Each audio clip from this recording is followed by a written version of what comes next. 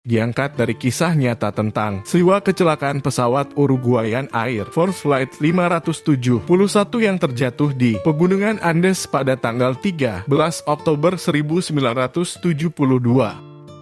Pesawat ini mengangkut tim rugi Uruguay beserta teman-teman dan keluarganya yang merupakan lulusan dari Universitas Stella Maris. Total penumpang adalah 45 orang dan hanya 16 orang di antara mereka yang selamat. Cerita berawal ketika pesawat itu terjatuh. Penumpang yang selamat kemudian berusaha menolong penumpang lain yang terluka. Meski ada beberapa penumpang yang sudah tewas, mereka yang terluka kemudian mendapat perawatan seadanya semampu mereka. Sementara yang tewas dikeluarkan dari badan pesawat dan dibaringkan di salju tebal di luar.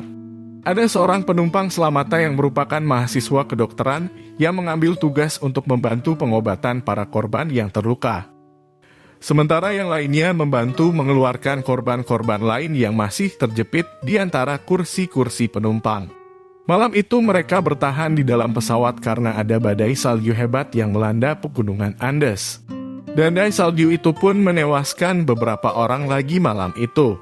Seluruh penumpang yang tertinggal kemudian membongkar barang-barang di dalam pesawat untuk mencari sesuatu yang bisa dimakan.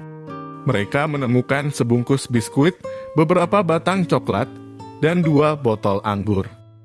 Fernando bertindak sebagai pemimpin dan memutuskan kalau mereka akan menghemat jatah makanan itu sampai bantuan datang menyelamatkan mereka. Sehingga mereka hanya makan sepotong kecil coklat dan setengah tutup botol anggur untuk bertahan hidup. Pada malam hari, mereka tidur di dalam badan pesawat yang sudah hancur. Menutupi jendela-jendelanya yang terbuka dengan kain-kain dan tumpukan tas untuk menahan hembusan angin yang dingin menusuk. Sambil berharap datangnya bala bantuan atau setidaknya melihat pesawat yang akan melintasi daerah itu. Keesokan harinya, mereka melihat sebuah pesawat kecil terbang melintasi tempat itu. Mereka segera berkerumun keluar dan melambaikan tangan. Pesawat itu berputar-putar beberapa kali, dan Fernando yakin kalau pilot pesawat itu sudah melihat mereka dan akan kembali untuk membawa bantuan. Mereka begitu bersukacita. Dan dengan percaya diri mereka menghabiskan stok makanan mereka yang tersisa semuanya pada malam itu. Karena yakin kalau besok akan ada helikopter yang datang menjemput dan menyelamatkan mereka. Tapi kenyataan berkata lain. Ternyata pesawat itu tidak melihat mereka dan karena itu tidak pernah kembali untuk menyelamatkan mereka. Maka penderitaan mereka pun semakin bertambah karena jatah makanan mereka sudah habis. Akhirnya beberapa orang memutuskan untuk mencari bagian ekor pesawat. Di sana ada aki yang bisa mereka pergunakan untuk menghidupkan kembali radio pesawat dan memanggil bantuan. Masalahnya, mereka tidak yakin di mana letak pasti dari bagian ekor pesawat yang patah itu. Mereka akan menambah jumlah pakaian agar lebih hangat. Tapi masalah yang masih belum ada penyelesaiannya adalah bagaimana mengatasi rasa lapar.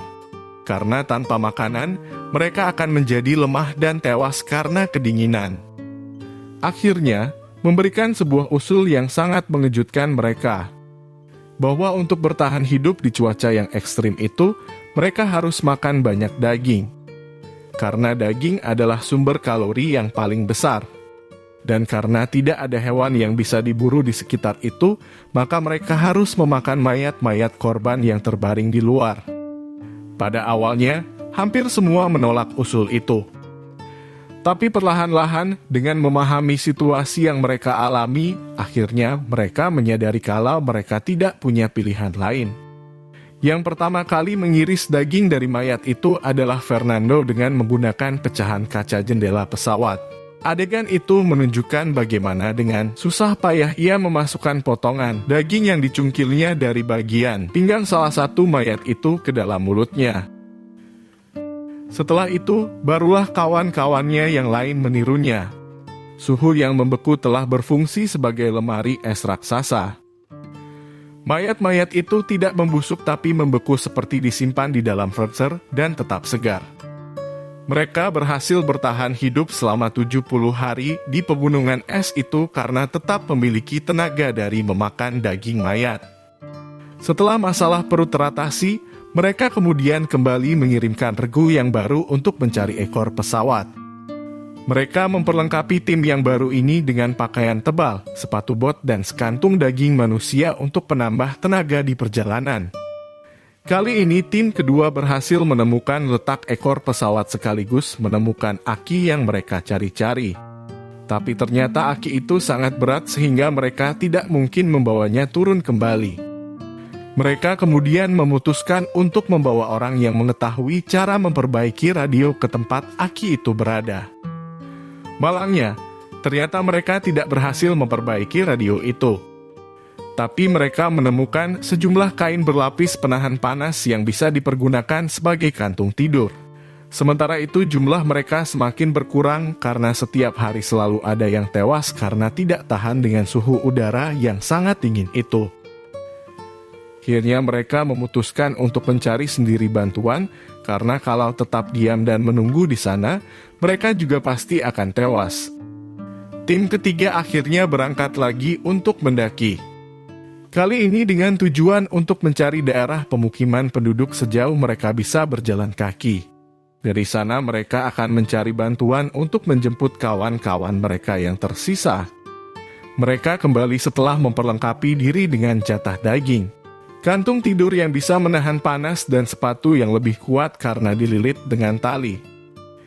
Dari awal memang sudah bisa dipastikan kalau perjalanan ini tidak akan mudah.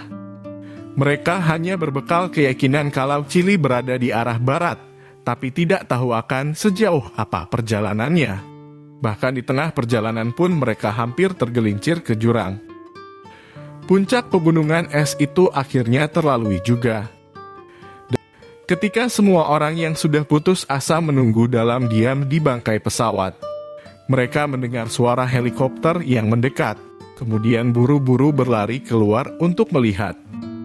Dan terlihatlah ketiga orang teman mereka yang dengan berani telah melintasi dan menaklukkan puncak gunung es itu dengan peralatan seadanya, melambaikan tangan dari atas helikopter.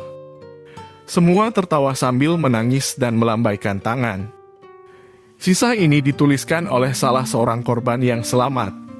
Kemudian diproduksi dalam bentuk film pada tahun 1993. Dan didedikasikan untuk mengenang ke-29 penumpang lain yang telah tewas di pegunungan Andes itu.